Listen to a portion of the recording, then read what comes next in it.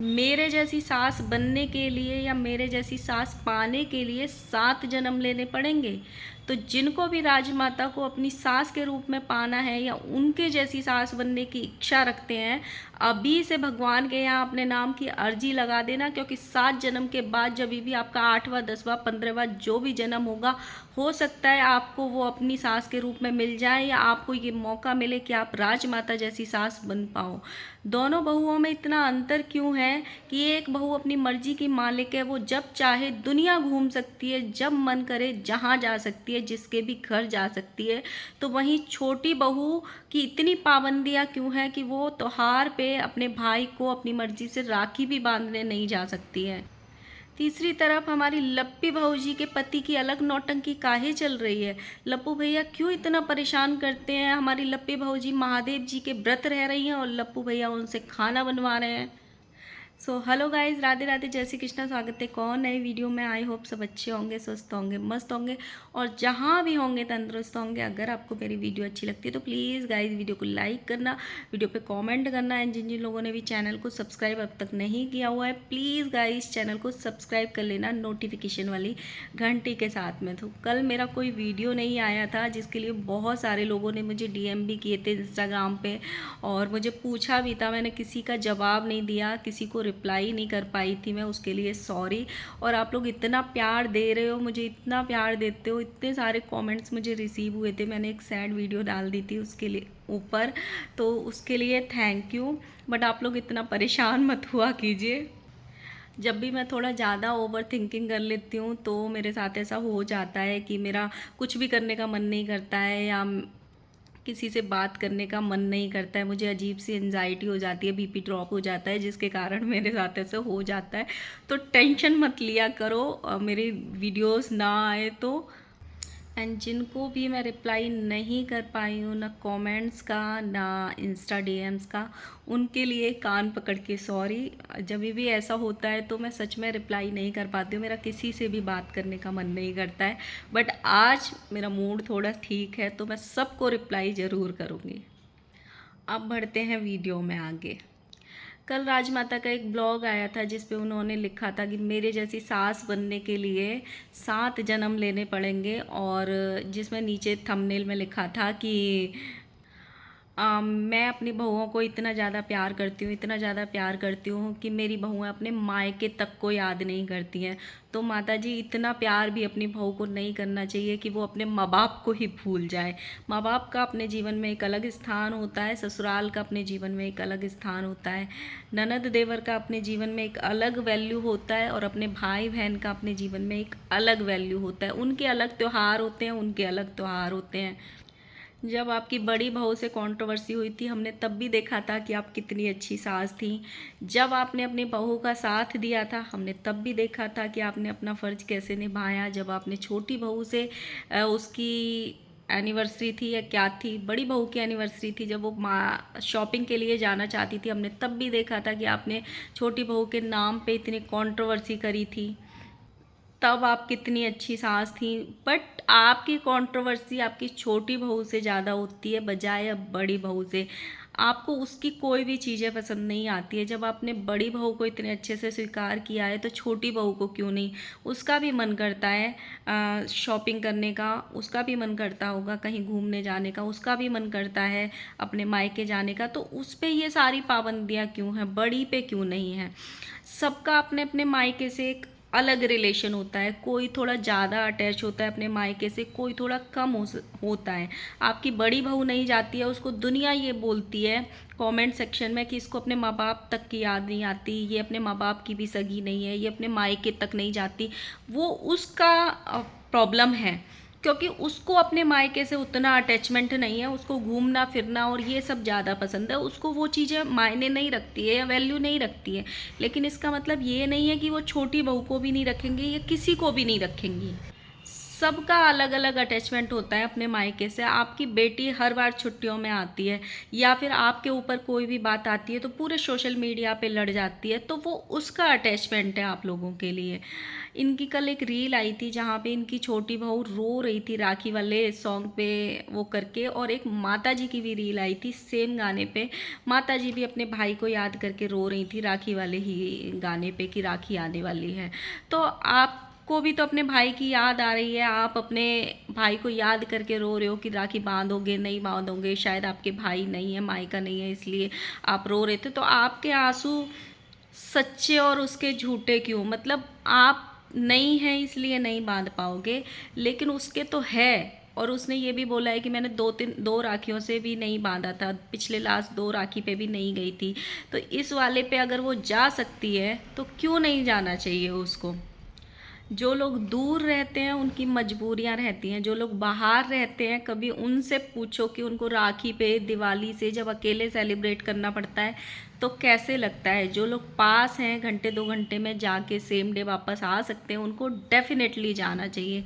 ये टाइम, ये वक्त, ये तीज त्योहार और ये रिश्ते बहुत अनमोल होते हैं। जब वक्त निकल जाता है, चीज़ें हाथ से निकल जाती हैं तो सिर्फ इंसान पछतावा करके रह जाता है, अरे हम जाते थे तो अच्छा होता, हमने टाइम स्पेंड किया होता, हमने यादें इकट्ठी करी होती तो कितना अच्छा होता। तो अगर मौका मिल रहा है साथ में सेलिब्रेट करने का और कोई मजबूरियां नहीं है तो डेफिनेटली जाना चाहिए और जाने देना चाहिए आपको। साथ में माता जी ने अपने बाल जो स्ट्रेट कराए हैं उसके लिए भी बहुत दुखी हो रही थी क्योंकि उनके बाल झड़ रहे हैं।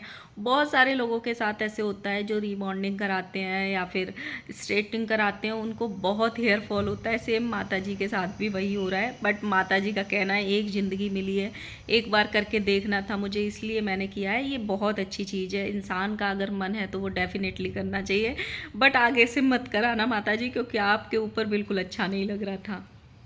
आपके जो पहले वाले बाल थे, जो पहले वाला लुक था, वो आपके ऊपर ज़्यादा अच्छा लगता था। अभी कहीं ना कहीं बहुत बुझी बुझी सी लगती हैं आप।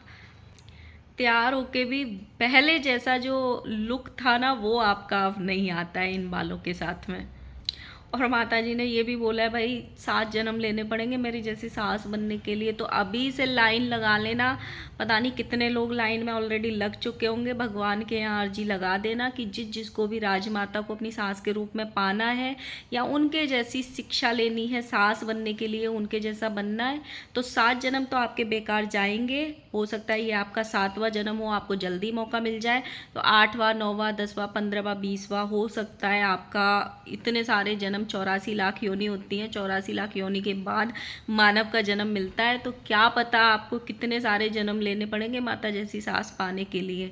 तो लगा देना भाई अभी से अर्जी, क्या पता आपकी किस्मत खुल जाए और आपको माता जी अपनी सास के रूप में मिल जाए या आपको ये मौका मिल जाए कि आप उनके जैसी बन पाओ। और किस किस को उनके जैसी बनना है या उनको अपनी सास के रूप में पाना है प्लीज़ मुझे कमेंट कर देना।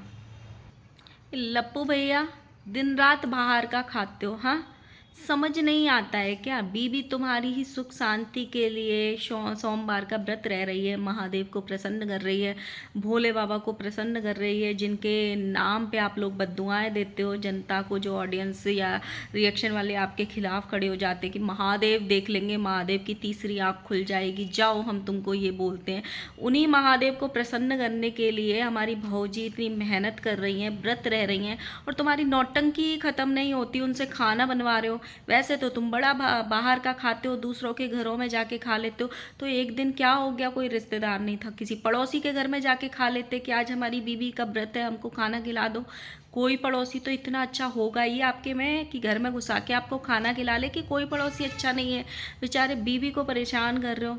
एक फेसबुक पे इन्होंने, हमारी भाऊजी ने वीडियो डाली जिसमें बोल रही हैं खाना बनाते बनाते इनका पीछे जो कैमरा मैन है वो बोल रहा था कि आज भाभी जी का फास्ट है, व्रत है और इनको खाना बनाना पड़ रहा है। तो बोलती हाँ आज हमारा व्रत है, हमको खाना बनाना पड़ रहा है, हमारे पति का अलग ही नौटंकी चलता है।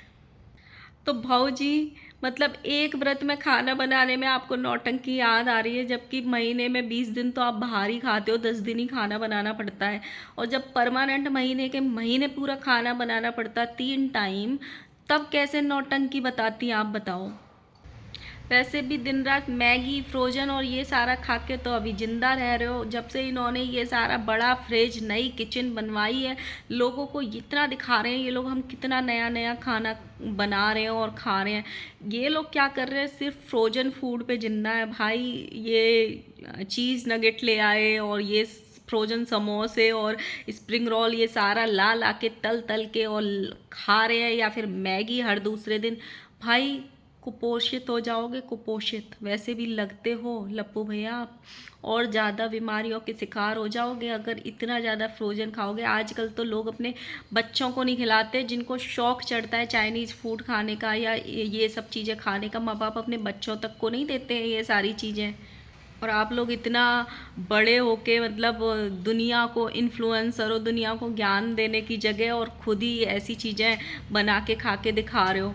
इससे रईसी नहीं दिखती है, इससे बेवकूफ़ी दिख रही है आप लोगों की। एक वीडियो देखा था मैंने, मुझे याद आ गई, ये हमारी लप्पी भाऊजी क्या कुछ नहीं डाल देती हैं फेसबुक पे अपने पे। इनको खुद को नहीं पता रहता है कि कौन सी चीज़ हमको डालनी है और कौन सी नहीं।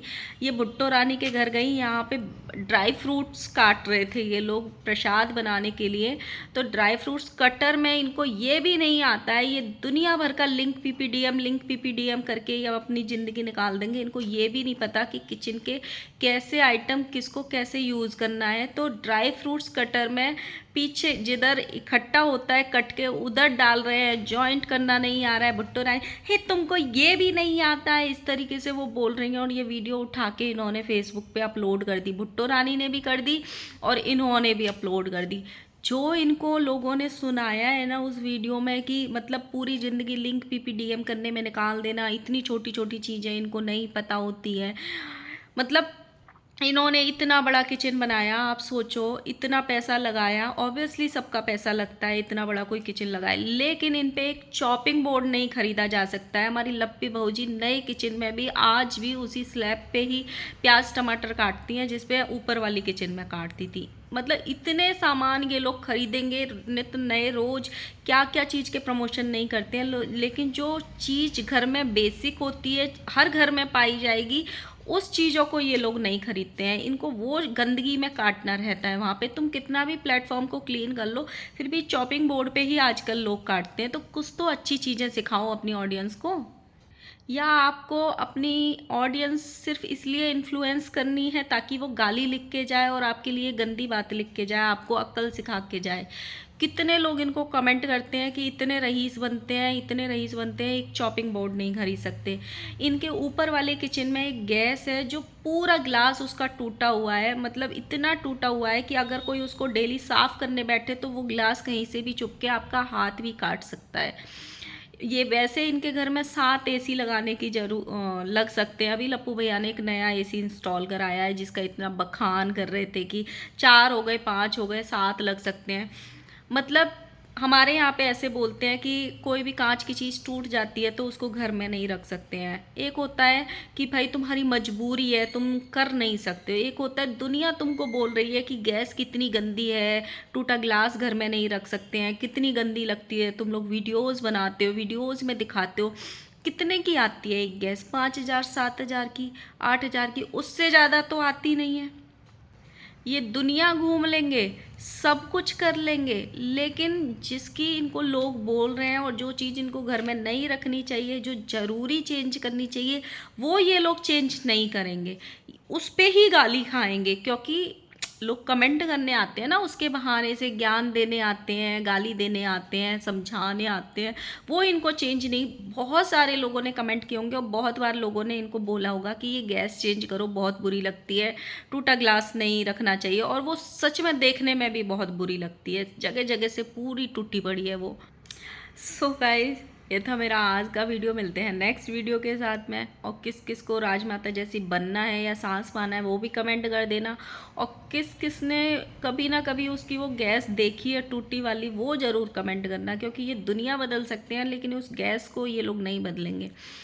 सो गाइज, मिलते हैं नेक्स्ट वीडियो के साथ में। वीडियो को लाइक करना, कमेंट करना एंड सब्सक्राइब करना। Bye bye.